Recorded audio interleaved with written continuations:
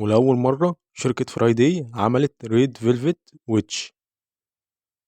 وبصراحة أنا متشوق أوي إن أشوف الآيس كريم ده شكله هيبقى عامل إزاي، خصوصا بالطعم الجديد.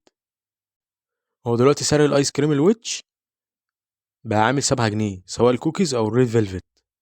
وزي ما انتوا شايفين شكل الآيس كريم جامد جدا. أنا متشوق إن أدوقها بصراحة. وهناكل بقى بسم الله.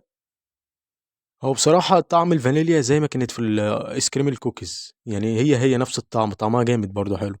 بالنسبة بقى للريد فيلفت، بصراحة طعمها عامل قالب كده على طعم الماستيكا الترايدن اللي هي بالفراولة، نفس الطعم بالظبط، مفيش أي فرق.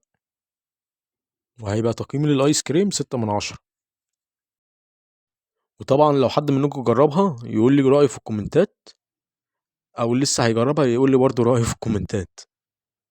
وأنا مش طالب منكم غير إنكم تعملوا لايك وتشتركوا في القناة.